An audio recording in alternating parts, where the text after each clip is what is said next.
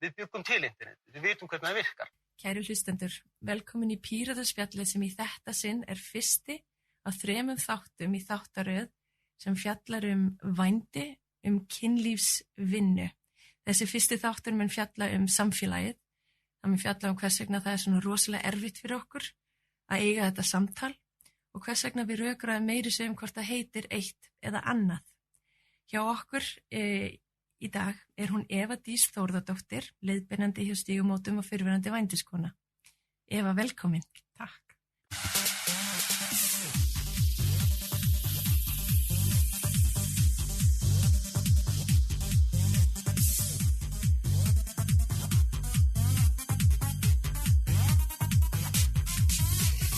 Það er svo erfitt að eiga þetta samtal í samfélaginu. Af hverju heldur að það sé? Ég held að allir hafi óbúslega sterkar skoðanir á vændi. Ég held að allir hafi ákveðnar hugmyndir hvað sér finnst það, en við viljum öll samt hugsa okkur sjálf sem svona umburðarlyndar manneskjur og því viljum við kannski ekki endilega koma allt á harðar skoðanir. Ég held líka að þetta sé eitthvað sem við hugsaum svolítið út frá okkur sjálfum, hvort að við myndum einhvern tíma geta gert þetta, hvort að við myndum einhvern tíma geta, keypt slíka þjónustu og frá því kannski rísa ákveðnir fordómar. Þetta er ekkert nýir fordómar, þetta er ekkert ný skömm eða nýtt tabú sem tengist þessu. Það er stundum talað og þó ég segi þetta yfirleitt aldrei, þá ætlum ég samt að segja þetta núna, það er oft talað vændi sé elsta atvinnugreinin, en samt hefur verið tengt tabú og skömm því frá upphafi. Ég álít alls ekki vændi sem atvinnugrein, ég álít vændi alls ekki sem vinnu, vændi í mínum huga ofbeldi. Og ég tala út frá minni reynslu af því, hafandi starfað sem vændiskona og síðar unnið með vændiskonum, bæði í samvinnu við að leita úrlausna úr okkar vanda í kjölfarvændisvinnu og í vændisvinnu. Og svo líka hef ég leiðbeint konum eftir að ég hef verið svona svolítið komin upp í björgunarbátinn sjálf, Akkurat. En þú talar skömm, já, ég veit ekki hvað, þetta er mögulega fyrir mér kannski elsta, og nú slett ég ensku, svona urban legend, sem fjallar sem sagt, að vændi sé elsta starfsgrein í heimi. Já.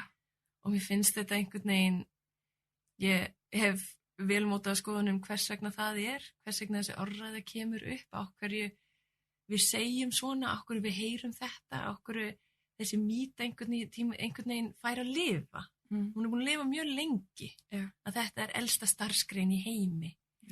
En þú sér þetta ekki sem starfsgrein? Nei, ég sé þetta sem ofbeldi. Já. Og við höfum náttúrulega bara sem mannskepnan, bara sem dýrategund, við höfum beitt hvort annað ofbeldi alveg frá upphafi til ég, Já. Og þetta er bara enn eitt formið til ég. Finnst þér að það, og núna er ég kannski ekki að tala þig og þína reynslu, heldur meira í samfélaginu á Íslandi, auðvelt að tala kynlífsvinnu, auðvelt að tala vændi? Nei, ég held ekki. Fólki finnst þetta mjög óþægilegt. Fólki finnst bara mjög óþægilegt að ræða kynferðisofbeldi yfir höfuð. Þetta er eitthvað sem að vekur hjá okkur mjög sterkar tilfinningar og óþægilegar tilfinningar og þess vegna held ég að fólk forðist þessa umræðu. En ég held að það sé bara ekkert hægt lengur. Nei. Með herferðum eins og höfum hátt og annað, ég held að við viljum ekki lengur vera samfélag þar sem að kynlífsofbeldi fær að þrífast, hvort sem það er barnaníð eða nauðganir eða heimilisofbeldi eða vændi. Ég held að við séum sem samfélag viljum hafa ákveðna vernd og þetta fellur undir það. Við viljum ekki að þetta gerist í okkar samfélagi. Akkurat. Og það kemur kannski svolítið af réttindum líka og það kemur að þú talar skömm. Að skömm hefur tengt þessu alveg frá upphafi. Já. Sú skömm sest á fleiri hluti, fleiri manneskjur en einungis fólkið sem í þessari þjónustu. Já, já. Það bara að ég hef stundum tekið samtal þar sem ég hef talað þetta málefni og ég sé leið að fólk þótt að það hefur skoðanir finnst rosalega óþægilegt að tjá sig þetta. Já. Og ég hef oft velt fyrir mér, nú það þannig að það eru öll kyn sem að veita þessa þjónustu líka hér á Íslandi. Það eru konur aðalega, það líka transfólk, það líka karlar sem stunda þessa vinnu ef þú ert þess lynd að þetta vinna eða þjónustu, bjóðu upp á þessa þjónustu. En aðalega þetta konur. Ég hef oft hugsað hvernig samfélagið tekur á eða sýnir virðingu fyrir konum tengist hvernig við ekki getum eða höfum erfitt við að taka þetta samtal. Hefur þú einhverja pælingar varðandi það? Þetta partur af skömm kvenna að konur verða svona svolítið fættar inn í samfélag þar sem það ekki mögulega að njóta sömu réttindum á sama hátt, geta ekki tjáð sig á sama hátt, hafa ekki sömu tækifæri, þótt að það rita niður á blaði flott og fínt að svo þá upplifun margra allavega að svo ekki. Sérðu þessa tvo hluti tengjast? Hvernig álit samfélagsins á konur almennt og svo hvernig þessi málflokkur, hversu erfitt það að tala þennan málflokk? Já, ég held að flest öll málefni sem að viðkoma konum sé alltaf erfiðara að ræða. Það virðist alltaf vera leið að fara að tala að vernda konur eða veita konum ákveðin réttindi að þá séu karlmenn alltaf tilbúinir að rísa upp og segja hvað með okkur eða þeir verðast það virðist vera svona ákveðin skoðun innan ákveðin að hópa að með því að veita konum aukinn rétt og aukna virðingu að þá tapi ykkur í karlmenn ykkur á því í staðin fyrir að líta á ávinningin fyrir bæði kynin og fyrir alla. Ég held að með því að gera konu sterkari þá verður karlmenn sterkari líka. Það svona, það oft tala kökuna, að réttindi ekki kaka, að ef einhver hópur eða jaðurhópur fær aukin réttindi þýðir það ekki það verið að taka réttindi af öðrum. Nei. Sem kannski með forréttindi yfir einhverju eða í einhverju, já. Það raun og verið bara verið að tala baka stærri köku, sko. Það ekki verið að... Það nóg til að köku. Já, nóg til að köku. Við getum bara búið til meira. Já, ég vildi koma svolítið inn á, nú veit ég hef starfað með öryggi, erlendis aðalega, og öryggi hvað varðar ekki bara netöryggi, heldur líka bara líkamsöryggi, hvernig við að vera meiri örygg þegar við erum út í heima að gera einhverja hluti og líka svona kannski sálrænt öryggi. Ef þú ert hrædd, ef þú ert í beinlinis ótta eða ógn, þá man maður ekki alltaf hvernig maður á að dulkóða eitthvað eða man ekki alltaf hvað maður á að gera eða man ekki að læsa hurðinu og svo framvegis. Og í því starfi hef ég unnið meðal annars með fólki sem vinnur í kynlífsvinnu. Og ég hef gert það á svæðum í heiminum þar sem það bara ekki hægt yfir höfuð að tala við neitt þessa þjónustu. Það ekki hægt að fara til lögreglu, það ekki hægt að tala við fjölskyldunni, vini, svo það eina stærstu vandamálunum oft einangrun. Að þú ert bara félagslega einangruð, þú ert réttinda einangruð, vil segja það samfélags einangruð og oft þá tvöfalt líf, ef ekki meira þrefalt líf að lifast á sama tíma og það auðvitað flækir hlutina gríðarlega og það gerir það að verkum að samfélagið líka tekur á vændi, tekur á kynlífsvinnu á mjög harðan hátt. Viðbrögðin rosalega hörð við þessi einstaklinga. Hvernig myndur þú segja, nú hefur þú væntanlega meiri reynslu en ég af Íslandi. Er það eins á Íslandi? Hvað varðar svona samfélagslega einangrun varðandi hvaða möguleika þú hefur til þess að ef eitthvað kemur upp á að fara til lögreglu, til spítala, þú ert leiðbeinandi hjá Stígamótum til dæmis, fara þangað, þau úrræði sem eru til staðar. Nú erum við svo heppin hérna á Íslandi að vera með sænsku leiðina þar sem að vændi var ólöglegt hérna á Íslandi og konur voru mjög, nú segi ég konur, það er ekki rétt, sem sagt vændi seljendur voru í hættu, sem sagt, voru brotlegir við lög ef þeir akkurat leituðu sér aðstoðar eitthvað staðar og sænska leiðin hefur sem sagt breytt þessu þannig að þolendur vændis hafa nú möguleika að leita sér aðstoðar á meðan vændi er ennþá ólöglegt að kaupa og það eru nú ekki allir sem eru sammála að það finnst þetta virkar svolítið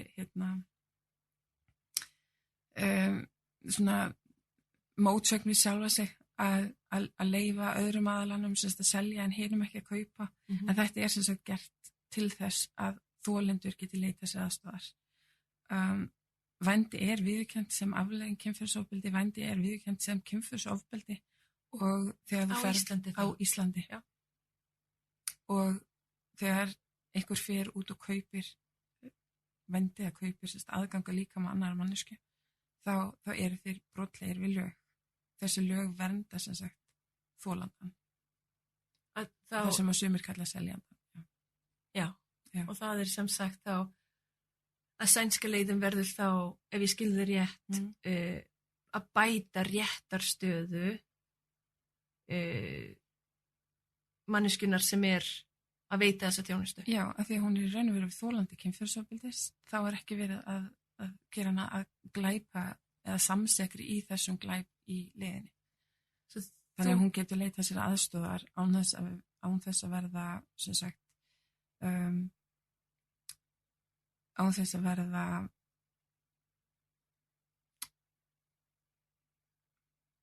sem sagt lögsótt eða saksótt. Já, án þess að eiga yfir hætti sér, án þess að eiga yfir höfði sér dóm.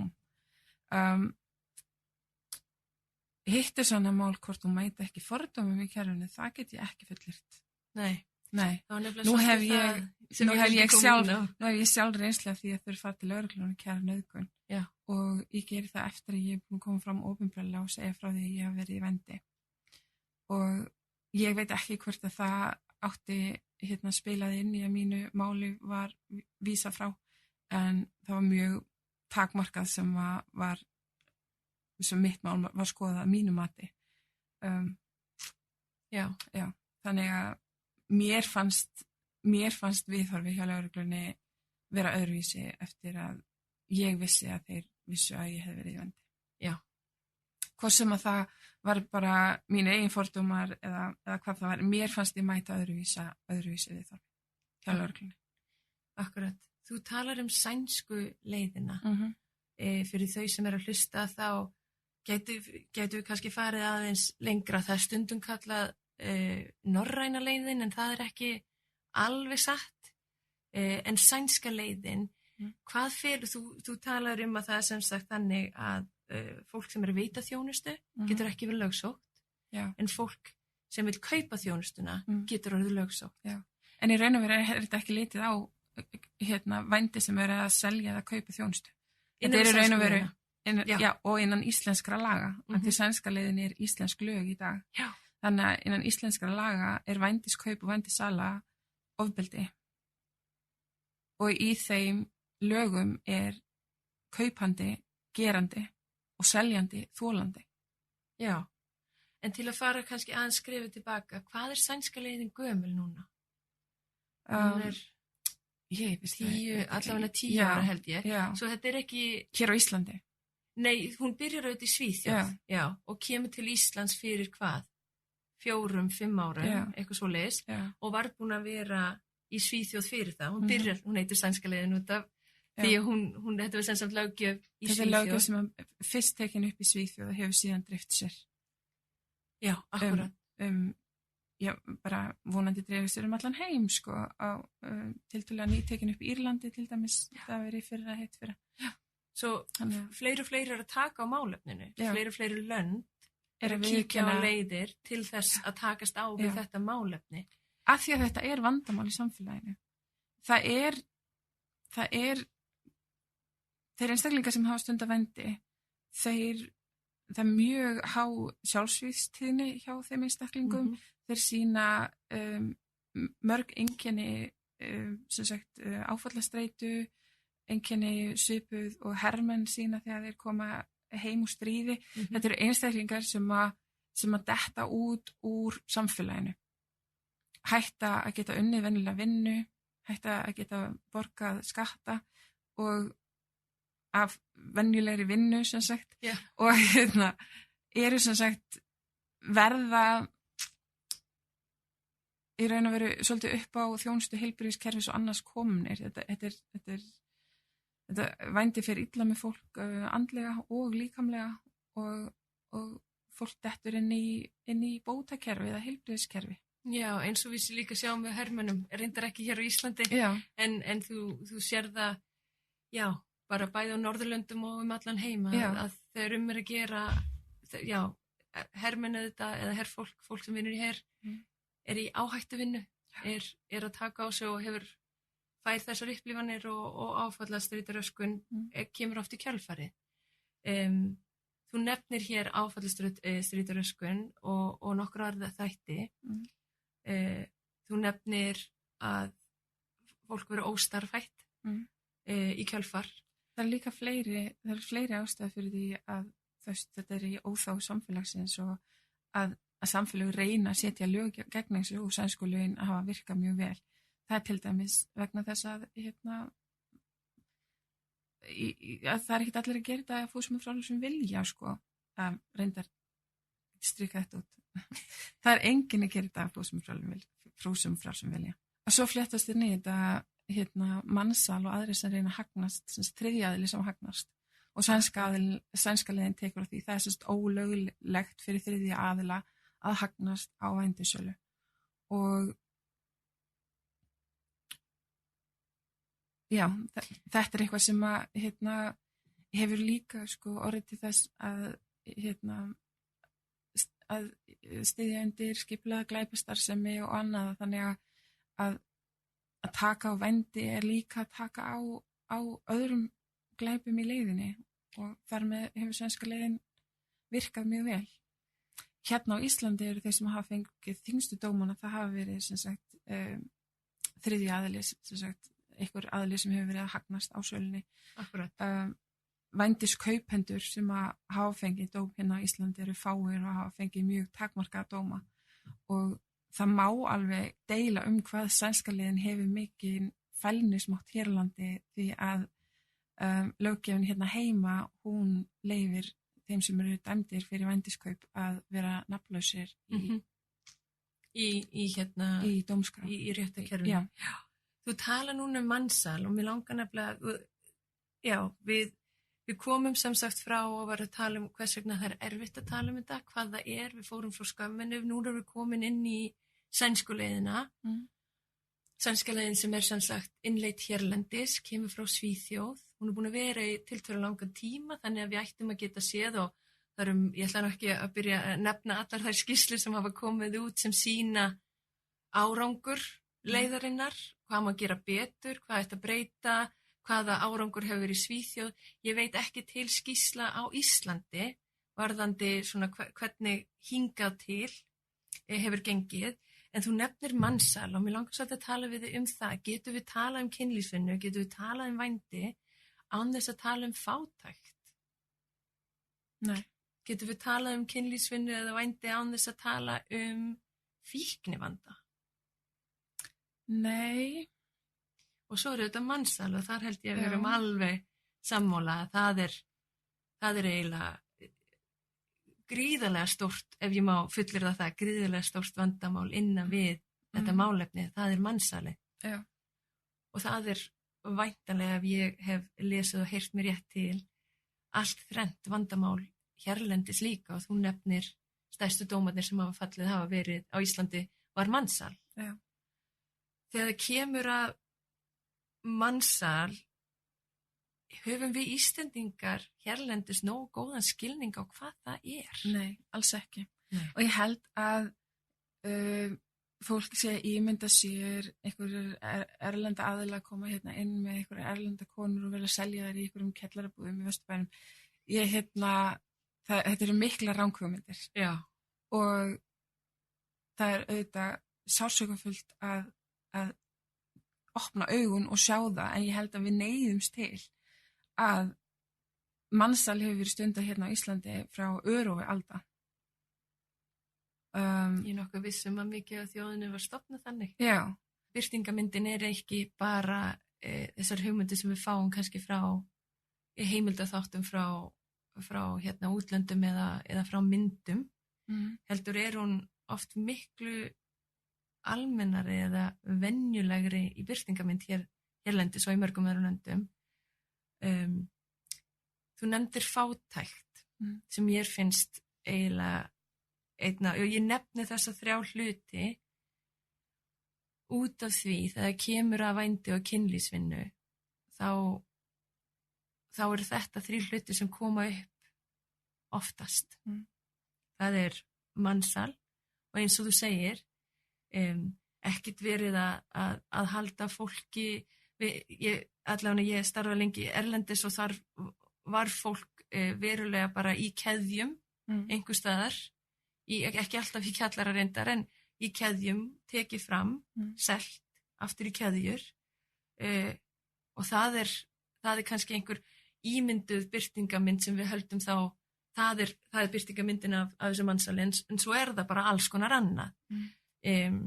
Fátækt er eitthvað sem ég vildi kannski ræða meira við þig því mikið af því fólki sem stundar þessa þjónustu, sem stundar kynlífsvinnu, sem stundar vændi er að glíma við fátækt og eða mögulega eins og segir veikindi.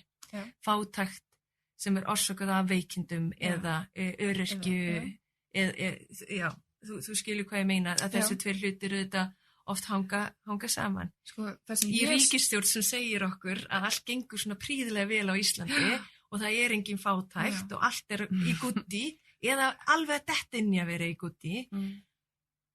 Getum við talað yfir höfuð að eiga samtal vændi og kynlífsvinnu í samfélaginu okkar ef við ekki tölum fátækt?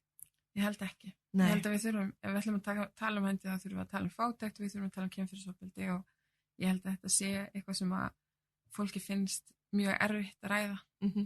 En hvers vegna? En við erum ekki eins hrædd samt lengur við að taka upp óþægileg samtöl. Er það ekki? Nei, ég veit ekki, kannski er það bara, þú veist, það fólk sem ég umgengst. En mér finnst fólk vera meira tilbúið núna heldur en fyrir 10 ára síðan brett upp ermarnar og hugsa, þú veist, já, ég er þegn í þessu samfélagi, ég vil taka þátt í að gera þetta betra og ég geri það með því að opna eyrun, opna munnin og taka þátt. Já. Og hlusta. Já. Ég get ímynda mér að það, já. Og ég held líka sko, ef við erum að tala drifkraft í vændi, að það sé, þú veist, gerendurnir, þeir sem að kaupa vændi, að með því að ræða þetta, með því að koma fram og tala þetta, að segja bara heiðarlega hvað þetta er og út af hvað þetta gengur, að menn geti þá tekið betur meðvitaða ákvörðun það áður en þið fara út og gera þetta. Svona meira kannski upplýsingagjöf. Já. Það er þetta stór partur af því sem þar sérstaklega finnst mér að eiga sér stað með málefni eins og þetta. Því ef við ekki getum haft og átt samtal, þá getum við ekki fengið upplýsingar. Og þær upplýsingar sem við þurfum eru ekki einungis statistík, sem sagt ekki einungis tölfræði, sem ég held innan við málaflokkans að þennan mun alltaf vera erfið að ná nákvæmlega fram, því þetta er ennþá svona svolítið dulið og þetta er ennþá þú nefndir skömm, ég held að það er margt annað sem líka svona kemur að því að tölfræði heldur líka tala hvers vegna fólk fer í þessa þjónustu. Hvað er orsakinn til þess að fólk fer eins og, hvað það eru drifkrafturinn. Drifkrafturinn bak við það. Og að það er nefnilega, þú veist, eitt er að segja, við erum með sænsku leiðina, við erum að taka á sig við að gera það að kaupa ólöglegt, ekki það að selja til að veita sterkar réttastöðu fyrir það fólk sem er seljandi eins og þú segir þolandi, en þurfum við ekki að taka stærri skref sem samfélag. Ég hugsa allavega að ef orsök er það sem liggur undir, við tölum mansal, að fólk er einhvern veginn, ég vil ekki einungis nota orðið að velja, heldur er fólk að komast að þessari þjónustu, af neyð, út af fátækt, og það sem ég allavega, bæði hef heyrt og verið vitnað af fíknivanda, að það er, og hvort að fíknivandinn er frá byrjun eða hvort hann kemur í þjónustur, hvað maður segir þegar. Þær sem að ég þekki sem hafa átt við fíknivanda að glíma og eru eða hafa verið í vændi, þær hafa allar byrjað að nota fíknefni eftir það byrjað. Það er allt verið eftir. Þær mögulega hafa þekkt fíknefni áður en þær byrjuð í vændi, en það er sem sagt ofneysla eða fíkn byrjaði ekki fyrir en það var orðið nauðsynlegt að deyfa sig til að lifa með afleiðingum vændisins, og svo eru aðra sem að hafa lent í að vera sem sagt fóðraðar af eiturlyfjum til þess að þriðji aðili gæti hagnast. Í sem sagt mansalsaðstæðum, stelpur sem hafa verið jafnvel í fíkn og þriðji aðili hefur náð í þær, fest klærnar í þær með því að sjá þeim fyrir fíknefnum og geta þá selt aðganga líkama þeirra á meðan þær eru undir áhrifum. Og þetta er allt svona áhugaverð vinklar. Ég er búin að velta þessu mikið fyrir mér, hver er drifkrafturinn bak hvað fólk fara út í vændi, hvað er drifkrafturinn fyrir því að fólk helst ekki í vændi, hvað er vandamál með að komast út úr vændi, hvað er vandamál með að tala um vændi. Það er til dæmis ennþá alveg svakalega skömm að stíga fram og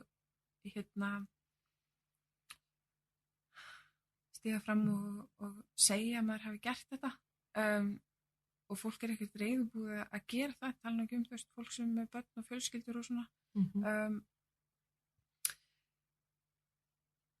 Og þetta er allt mjög áhugaverð vinklar, en það sem mér finnst áhugavert að velta fyrir mér er hvað er drifkrafturinn á baku kaupavændi, hvað er það sem að fær einstakling til þess að fara út og fá lausn fyrir sínar hvatir á annarri manneskju. Og ég fæ svo oft sérstaklega frá karlmönnum, en þetta eru nú þarfir sem þarf að uppfylla, hvað er það sem að gerir það leyfilegt fyrir okkur að fara út og ætlast til þess að annarri manneskju og hún uppfylli okkar þarfir, okkar kynferðislegu hvatir. Þetta er eitthvað sem mér finnst mig vantar svörin við, ég hef fundið annað en að þetta virðist bara rosalega innbyggt í okkar kúltúr, og það kemur úr bíómyndum og það kemur úr sjónvarpsþáttum. Það þykir ennþá bara fyrir aðilann í sjónvarpsþáttunum sem á að vera hipp og kúla að villa sér á heimildir til þess að fá kynlíf. Já, það kemur kannski meira menningun okkar Já. núna, það var auðvitað vændishús eða fyrir, það kemur svona svolítið að þetta er búin að vera þjónusta sem hefur verið til í rosalega langan tíma. Já, en nú er ég ekki bara að tala í sambandi við vændi, ég er að tala bara í sambandi við kynlíf almennt. Já. Hvað er það sem að færa einstakling til þess að leita svona út og gera aðra ábyrga fyrir að sinna sínum kynferðslegu hvötum, hvort sem hann er að borga fyrir það með peningum eða beita til þess legum og blekkingum. Ég til dæmis veit stelpur núna sem eru að leiðast út í vændi vegna þess að það fór skilaboði gegnum samskiptamiðla. Hvað er samskipti? Bara SMS? Já. Já, ok. Já. Það virðist vera sem að karlmönnum finnist, nú segi karlmönnum að því að þau dæmi sem ég þekki til hafa verið karlmenn. Það virðist vera sem að sumir einstaklingar sjá ekkert athugast við það að hafa samband við aðra mannesku á samskiptamiðlum og bjóða henni peningagreiðslu fyrir kynlífsgreiða. Akkurat, ég las líka fyrir nokkrum árum síðan að eitt vandamál var þegar húsnæðisvandinn sem hér á höfuðborgarsvæðinu er ennþá gríðarlegur, en þegar hann var kannski upp á sitt hæsta. Já, það voru leigusalara að þú hefur væntanlega heyrt þetta líka. Já, það er einbyttir, þar gátu einstæða mæður. Einstæða mæður gátu fengið lægri leigu ef að það voru tilbúnar að veita kynlífsgreiða ykkur ákveðin tilfelli mánuðin, sko. Já, tvisvar mánuði á þriðjutum klukkan eitthvað. Já, það er þetta, það kemur svona svolítið af þessari menningu sem við erum að tala um. Er þessi menning líka hafa áhrif á hvort við getum átt þetta samtal þá? Já, og sko sumir vilja kenna samfélagsmiðlunum en sko samfélagsmiðlar eru við. Þetta er í raun og veru bara tæki sem við notum, en ég velt fyrir mér hvaða er sem að færa aðila til að finnast það í lagi að nálgast mannesku með bara tilboð kynlíf og láta þessuna fylgja því eftir með loforðum greiðslu og jafnvel myndefni sem ekki er búið ósk eftir. Já, frægu. Mér setur svolítið skrítin hegðun. Kynferði sjálfurnar, Já. Sem ég hef bara ekki vitað manneski sem hefur nokkuð tíman óskað eftir, held ég. Ever, nei, ég ever. Veit ekki. En það er þetta væntanlega ekki fátækt sem fær fólk til að kaupa þessa þjónustu. Það er fátækt sem fær fólk til að ganga inn í að veita þessa þjónustu. Já. Hvað getur við til þess að eiga þetta samtal í samfélaginu vændi, kynlífsvinnu, hvaða skref þurfum við að gera til þess að þetta samtal, ég er að orða þetta mjög illa, ég vona þú skilur mig, en hvað þarf að gerast til að við getum átt þetta samtal á þeim forsendum sem það fólk sem er eiginlega væntanlega mörg á okkur getum komist að borðinu og átt verulegt samtal? Það er til dæmis að hlusta á hlaðvarp eins og þetta. Að sperra eyrun og hlusta. Ég veit að til dæmis eftir þessari herferðir sem Stígamót hafa farið í með herferðir eins og Sjúkást og Steytum svartnætti og fleiri sem að Stígamót hafa farið í sumar hafa komið virkilega óþægilega við fólk og aðrir hafa opnað og hlusta og tekið samtalið og mér finnst krakkar í dag vera rosalega opin fyrir því að skilja. Fyrir mér mætti alveg taka samtalið lengra í skólana, bara tala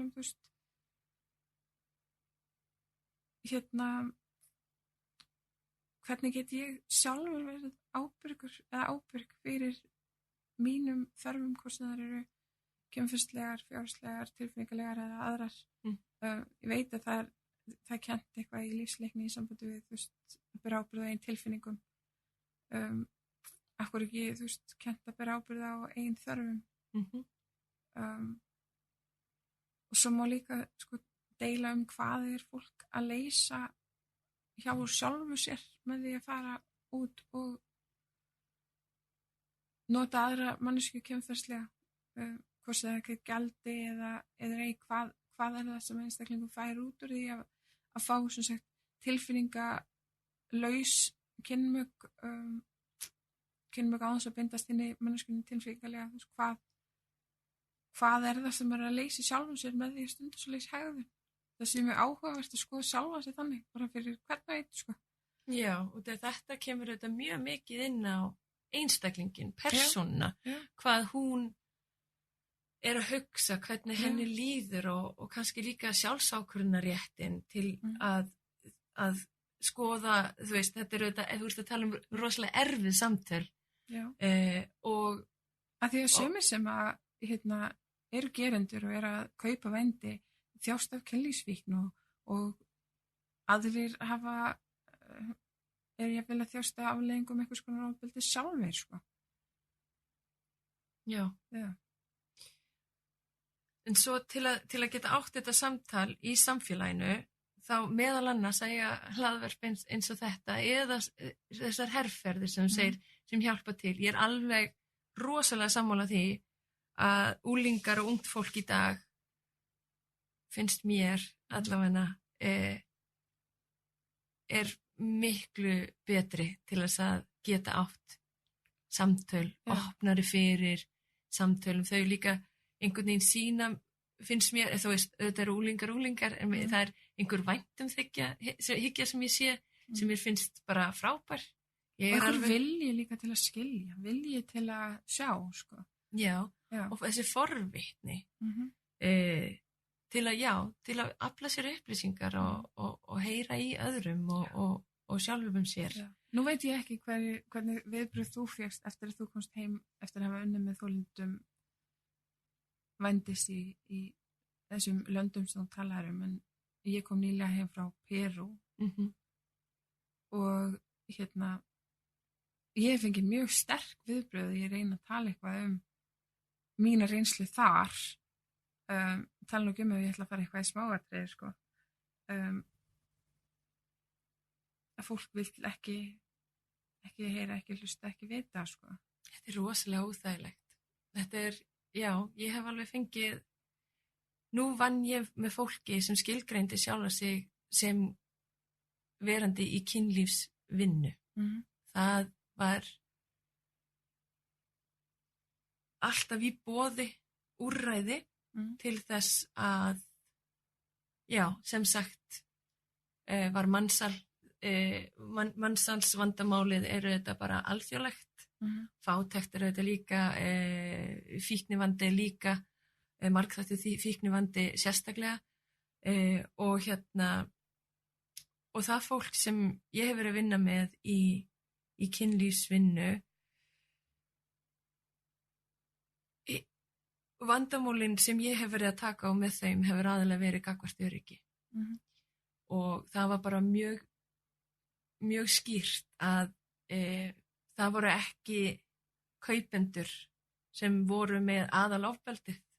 Aðalofbeldi kom frá núverandi eða fyrrverandi partnerum eða sem svona stærri orði yfir maka eða kærasta kærustu eða kærasti, hvorugkyns kærasti og af stjórnsýslunni, ef ég má segja það, stærri í lögreglu og öðru fólki sem vinnur félagsráðgjöfum og svo framvegis að það var aðal vandamála þegar ég hef talað yfir höfuð að þetta er málhópur sem ég hef unnið með og ég hef líka unnið með hinsegin fólki, ég hef líka sérstaklega unnið með fjölmiðlum, sem sagt fólk sem í blaðamennsku.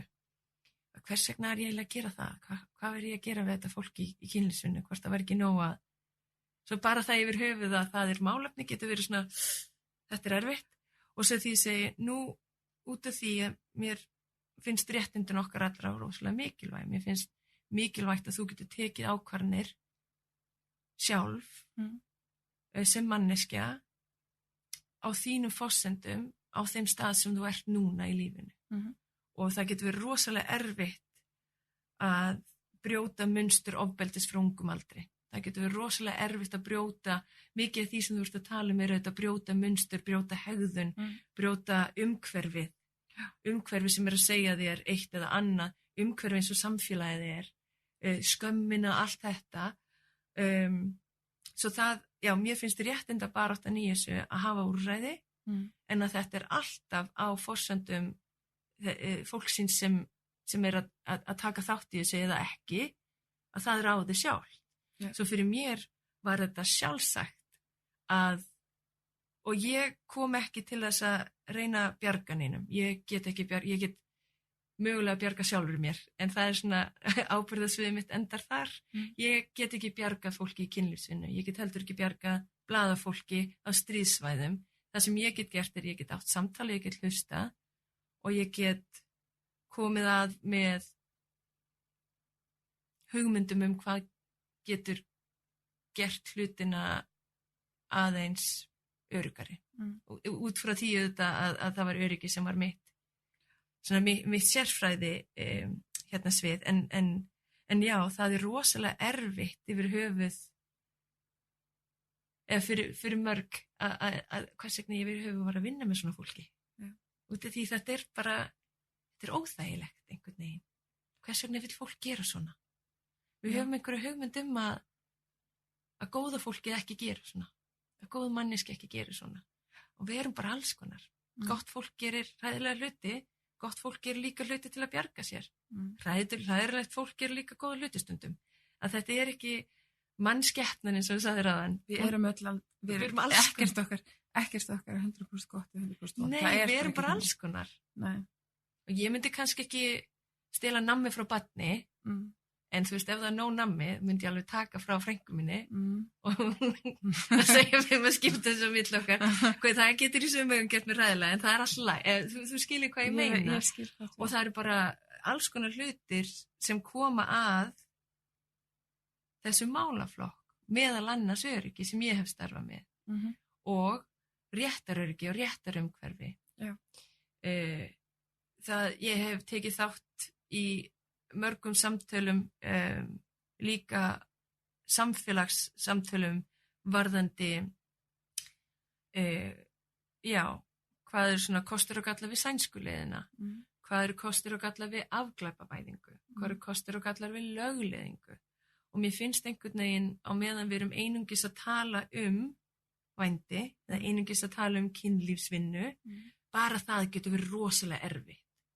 Ég fengi rosalega sterk viðbrögð við að segja kynlífsvinna. Og það þýðir fyrir mér að þetta er samtal sem við einhvern veginn verðum að finna út hvernig við getum átt með mismunandi skoðanir. En fyrir mér þetta kemur, þú veist, það sem við vorum að tala fátækt, fíkn, mansal sérstaklega, birtingarmyndir mansals á Íslandi. Þú veist, þetta eru málefni sem ég finnst að við getum ekkert. Vændi ekkert einhver kaffibolli sem situr einangraður hérna út á horni og í einhverju síló, þú veist. Mér finnst samt alltaf varasamt þegar tala sett mansal eitthvað svona undir sérstakann hatt. Þetta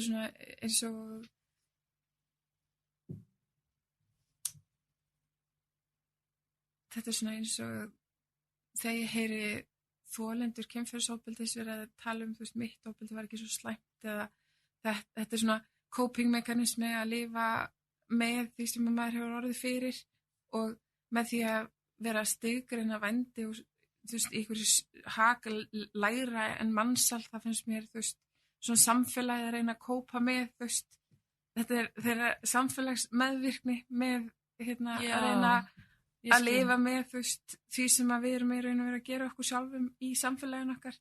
En fyrir mér þetta prjóna saman. Já, það ekki en kona sem hefur orðið fyrir mansali, hefur hún orðið þá fyrir meira ofbeldi en kona sem hefur verið í vændi vegna þess að hún átti ekki fyrir skóla handa dóttur sinni eða þú veist hvar ætlum við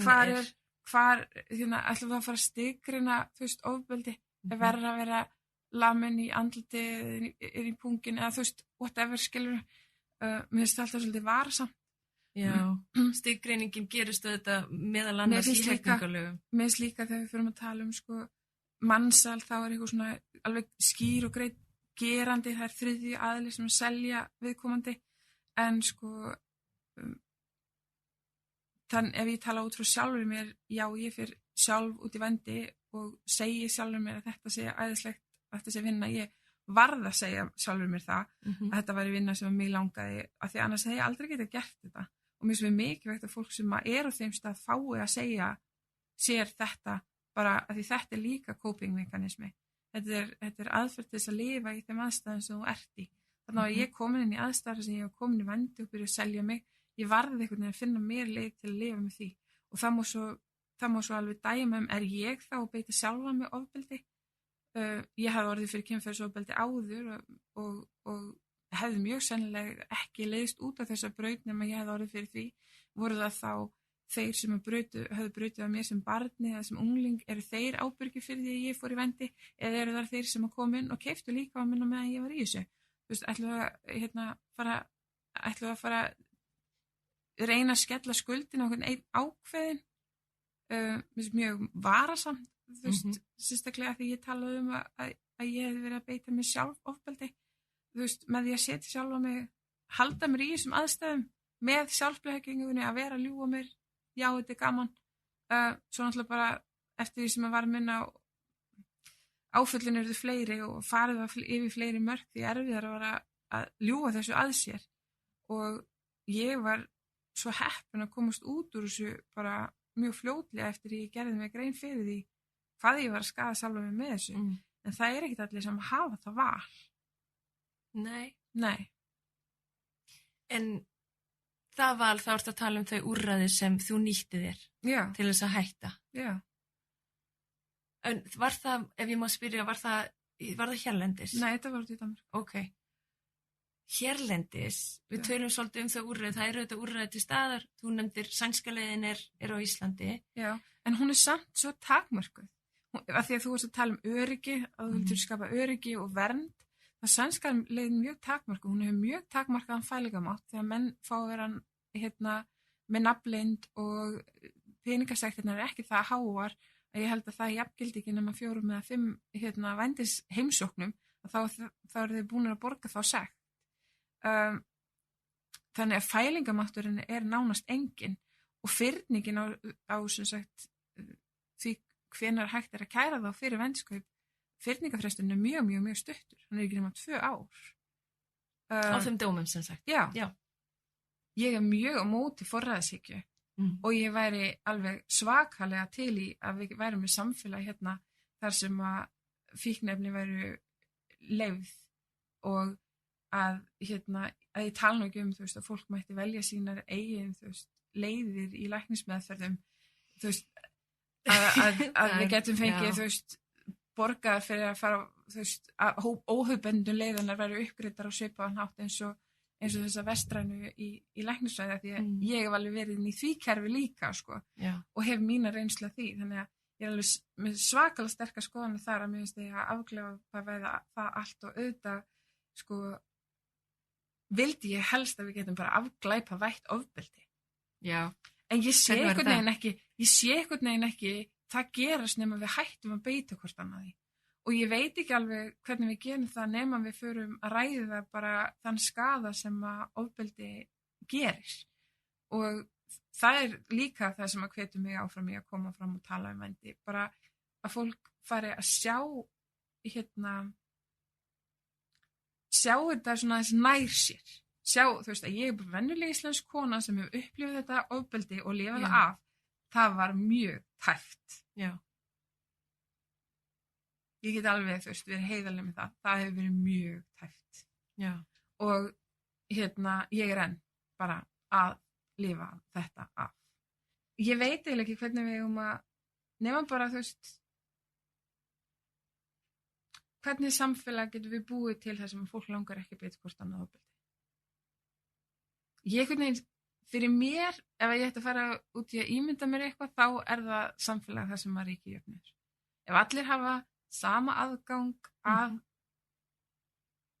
því sem að við þurfum til þess að lifa af og líða vel, þá get ég ekki sé að við þurfum að beita hvort annað ofbeldi. Það er líka, þú talar, þessi jöfnur, þetta er grundvallaratriði finnst mér í samtalinu. Já, en sko, svo erum við hérna á Íslandi oft svo haldin þeirri blekkingu að við séum einhverju jafnaðarsamfélagi. Ég er bara mjög ósammála því. Já, en sko, þegar við lítum bara á okkar tölur, hvað fólk er miklu líklegra til dæmis til þess að vera mettað ef það á mettaða foreldra, hvað fólk er miklu líklegra til þess að vera fátækt ef það á fátæka foreldra, þú veist, við erum ekkert innan í jafnaða samfélagi og þú veist, fólk hefur ekkert sömu tækifærin hér til þess að komast upp á fátækt eða ná sér menntun eða, þú veist, það er ekkert jaft yfir heildina.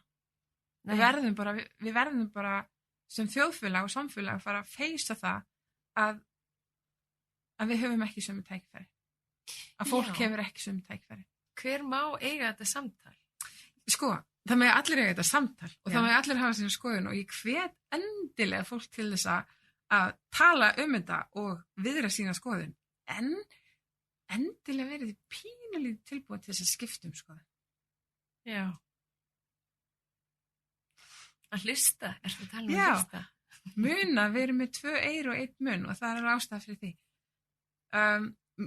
Ég tek sjálfa mig í að dæma þessa menn sem að garga upp sérstaklega þegar eru karlmenn sem að garga upp frelsi einstaklingsins og ákvörðunarrétt kvenna og allt það.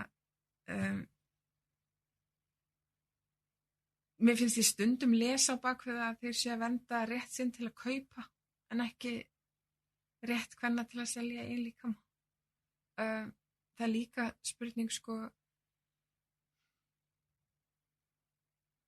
þá erum við komin aftur inn á réttin til fjárhagslegs öryggis, skilur við? Já. Já. Ef þetta væri spil og voru komið byggnir og það reyta aftur. Já. Ég hvet menn til ef þeir virkilega vilja halda þessin rétt til vændiskaupa, og að þetta sé semst, þeirra vilji að bjóða þeim þá peningana óháð þjónustunni. Að ef hún segir já takk fyrir peningunum og vill ekki þjónustaði kynferðslega fyrir þá að þá bara virða það og vera sáttur við að gefa henni peningana. Akkurat. Án þess að skilir það. Það gæti verið ein leið til þess að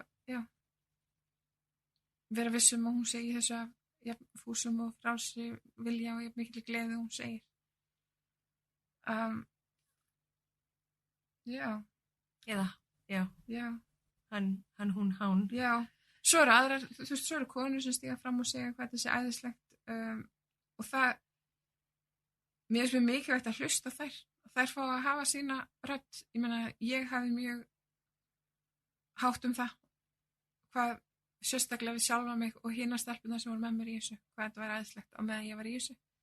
Það var svona minn coping mechanism, ég sá það reyndar ekki þá, ég sá það ekki fyrir eftir á og þegar þetta var hægt að virka, þegar ég fór að fá flashback og martraðir og mæta mönnum í strætó sem hafði keypt mig og svona, þannig að þetta er svona hægt að virka, en meðan þetta virka fyrir þær þá endilega, eiga þær að hafa leyfi til þess. Mér finnst það samt ekki gefa mönnum afsökun til þess að kaupa bara hverju sem er að einhver einn segi hvað þetta sé æðislegt.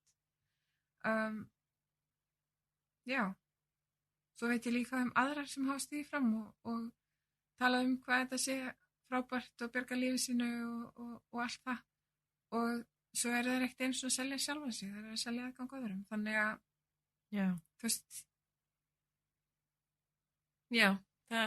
það er líka sko, fólk hefur ýmsar ástæður fyrir því að stiga fram og segja frá. Þetta getur verið ein af þeim. Já. Hver er okkar næstu skref? Núna erum við búin að tala að það þörfa þessu samtali. Það þörfa þessu samtali í samfélaginu. Við erum líka búin að tala margt og mikið, en við erum búin að koma að því að án þessara samtals þá erum við ekki að taka næstu skref sem þörfir á fyrir okkur öll væntanlega. Já. Það sem er líka svo mikilvægt við að eiga þetta samtal, það er að það heyra þetta einstaklingar sem að í þessum aðstæðum langar ef vel út úr þeim að þeir viti hvert þeir geta lært sér aðstöðar. Og þú veist, við erum alveg að gera góða hluti, borgin alveg að gera góða hluti, þú veist. Borgin, velferðarráðuneytið, þú veist, þessir aðilar sem að koma til dæmis að Bjarkarhlíð. Það verið að veita þar bæði starfsafli og fjárveitingu í að veita úrræði.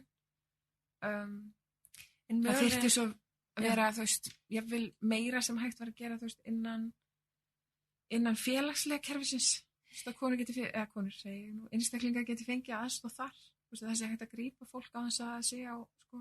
En það vantarlega líka réttindi fólk sem í þessari vinnu til þess að fá réttindi sína að geta, þú veist, að þetta fjallar auðvitað úrræði en líka hvernig tekið á þessu. Já. Allan fyrir mér þá,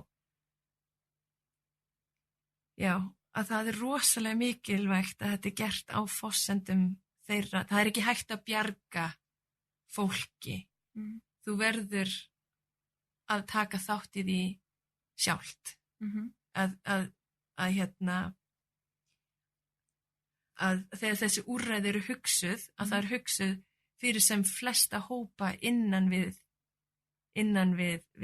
kynlífsvinnu og ekki auðvitað fólk sem lendir eins og þú segir sem lendir í gríðarlega lendir í ofbeldi og sem að reyna að komast út. Það er auðvitað rosalega mikilvægt en hvernig komið fram, hvernig lögregla kemur fram við fólk sem að stunda þessa vinnu skiptir líka miklu máli. Borgarréttindi allra á að vera tryggð og það þarna jafningar samtali sem þú áttir að við erum öll ef við komum inn til lögreglu til að kæra brot að það teki jafnt á okkur öllum. Það finnst mér líka partur af því að þeirri umræðum að bæði að borgin og velferðarráðuneytið og fleiri taki á því líka. Það ekki að kerfisbundin skömm, kerfisbundin, niðurlæging. Ég held við séum á leiðinni okkar. Það ekkit rosalega stutt, það ekkit rosalega langt síðan að þú veist, ef þú varst fyrir nauðgun þá varst spurð, þú veist, hvað varst búin að drekka mikið og í hverju varstu, skilur og fólk. Þetta reyndar ekki alveg breytt, ég viðurkenni það alveg, en þetta að breytast. Með því að ræða þetta, með því að hamra á þessu, þú veist, með því að hamra á að skuldin sé gerandans og að þolandinn sé aldrei ábyrgur fyrir því sem fyrir hann kom, þá held ég sko við séum á leiðinni þangað með stjórnvöld. Já, út af þessu hugmyndum að það þarf alltaf að bjarga greyið konunni eða bjarga greyið fólkinu, það er svona, það getur ekki það. Og mér finnst ekki, og mér finnst alls ekki að sko kona sem hefur verið í vændi í 2 ár til að redda sér fjárhagslega, hún að fá einhvern hærri styrkinni hjá félagsmálastofnun þegar hún að reyna að komast út úr vændi heldur en konan sem bara búin að vera á ystu nöf að hugsa að gera það og ekki farið þangað, skilur mig. Fjárhagslega finnst mér að við öll að fá þannig stuðning að við þurfum ekki fara það. Já, hvernig er það? Já, og sko það alveg svona mikilvæg umræða í gangi í samfélaginu. Þú nefndir borgaralögin áðan. Það líka þessi að afnema þessa krónu á móti krónu skerðingu. Já. Ég meina, hvað ekki marga konur sem að myndu freka vilja fá sér vinnu við að skúra ykkur staðar eða þú veist, taka þessir eitt bókhald fyrir eitt fyrirtæki eitthvað sem að þær get ekki vegna þess að þeir eru örorku eða þú veist, einstaklingar get ekki vegna þess að þeir eru örorku og leiðast þess vegna út í að gera eitthvað sem ekki á bókunum. Já. Meðal annars vændi. Þú veist. Það nefnilega það. Við þurfum svolítið að taka þessa samræði upp og eiga hana að alvöru og hún fjallar eins og mér finnst að þú ert búin að koma mjög skýrt fram með og það fjallar meira en bara vændi eða sjálfsákvörðunarrétt kvenna til að gera með líkamann sinn það sem hún vil. Þú veist, þetta margþætt, það alls konar leiðir inn í svona þjónustu. Það koma núna fleiri og fleiri leiðir út fyrir þau sem sem þurfa það. Við erum einhvern veginn að opna á þetta. Fleiri fólk sem búin að vera í svona vinnu að koma fram og tala opinberlega. Já. Og núna einhvern veginn þurfið að taka næstu skref. Já, mér finnst líka sko, ég heyri svona raddir í samfélaginu, þú veist, óttasta hvað ef að öryrkjar geta nú farið að vinna sér tekjurliðin á örorkunni sinni, þá einhver hvata að vera ekki lengur á örorku. Þú veist, eins og þetta er svo skrítið, eins og við erum eins og svona lítil börn sem óttast að litli bróðir fái meira en ég, skilur. Það er ístykki. Já, að hann fái meira sko, ég held að enginn, að mjög fáir sem eru á örorku eru það að því að þeir vilja vera það. Já. Flest eru við þannig við viljum leggja mörkum til samfélagsins og við gerum það eftir að besta megni. Hvort sem að við gerum það með því að vinna 20 tíma sólarhring eða hvort við gerum það með því að díla við okkar veikindi og sinna börnunum okkar heimili og búið. Þetta er allt framlag og á ekki frekar en ofbeldi að vera metið stigu. Mér finnst það ekki. Þá eru komin út í eitthvað svona hierarki sem að nú að því að þú ert að tala um mig þá er ég bara mjög persónulega á móti öllu svona helvits hierarki, sko. Þannig að sko, ef að þitt framlag þennan mánuð er að hugsa sjálfa þú og börnin þá finnst mér að það er að vera fínt. Já. Ef þú svo vilt næsta mánuð fara og vinna í sumaraflýsingum og leikskóla bara til þess að snúa aftur til barnanna þína og það heilsuna þinnar eftir þann mánuð, þá finnst mér að það er að vera hægt. Okkar samfélag býður ekkert upp á þetta núna. Nei. Hann gerir það ekki. Þannig að vendir þannhátt ákveðin laust fyrir konur sem hafa ekki heilsu að því þær á þá sínum tíma sjálfar þannig séð. Það væri nefnilega frábært að við náðum að þann stað að kynlífsvinna var unnið af fólki. En svo er það bara. En svo er það bara. Og vill. Já, en svo er það bara. Svo sannað hvað þessi vinna hefur skaðleg áhrif á sálina og líkamann. Og það er ekki bara að tala um, þú veist, sjálfsvígin og allt sem eru, þú veist, sannar tölur heldur bara eins og ég er endurtekið búin að lenda í svona athyglisbresti og svona skilur sem bara afleiðingar af því ofbeldi sem ég vorið fyrir. Þannig að og við sem samfélag gerum ákveðna ráðstafanir til þess að fólk fá að halda heilsu. Þú veist, við bönnum skaðleg efni, þú veist, rosalega strangar reglur í sambandi við asbest í byggingariðnaði og allt svoleiðis. En svo fyrir mér er vændi asbest á fátækum fólki, skilur, eða fátækum konum sérstaklega. Já, og kannski fyrir sum er það hass og marihuana sem ætti afglæpavæða og getur haft alls konar bæði slæm og góð áhrif. Vist, það er líka það hvað sjáum við sem skaðlegt eða ekki skaðlegt. Og ég held að það að þú margsinni hefur komið inn á bæði hvernig þú hefur upplifað og verið í þessari vinnu og hvað afleiðingar það hefur haft fyrir þig, sýnir þetta líka það er stórt, sama hvar á rófinu þú ert. Hvort þú ert kynlífsvinna, sjálfsákvörðunarréttur, ég var næst í búin að segja því með hlokk ykkur, en það sem ég ætla að segja er að ég ræð sjálf á meðan ég er ekki að skaða aðra, en svo hvað með skaða sjálf og allt það, komst inn á það, eða alveg þá að banna þetta í þaula og gefa úrræði til alls fólk sem kemur að þessu, þetta eru þolendur, þetta er ofbeldi, sama hvar þú ert hér, þá verðurðu allavega að gera þér grein fyrir því að tölurnar sem sýna fólk sem vinnur þessa vinnu eða hefur unnið þessa vinnu sem hefur verið fyrir kynferðislega ofbeldi eru háar. Það eru rosalega háar. Nú verð ég að segja alveg hreinskilnislega ég held ég ekki ef ég bara segi konur, ég þekki ekki konur sem ekki hafa verið fyrir áreitni eða kynferðislega ofbeldi. Og ég held að mest megnis af konum á mínum aldri og yngri bara megnis af þeim konum sem ég þekki hafa verið fyrir einhvers konar kynferðislegu áreitni eða ofbeldi. það eru þetta ekki þessi þáttur. En það sýnir, þú veist, þín reynsla og það sem við erum búin að tala að innan við þetta er þetta bara rosalegt. Og nú vil ég taka upp hanskað fyrir strákana því þeir eru líka áreitni kynferðislega. Við erum bara, algjörlega. Ef við getum farið að vera bara hegða okkur, að bera virðingu fyrir hvers annars mörkum og fyrir hvort öðru sem einstaklingum, tilfinningaverum og kynverum og ég tala ekki sjálfsvirðinguna. Já. Af því að sko, þegar mín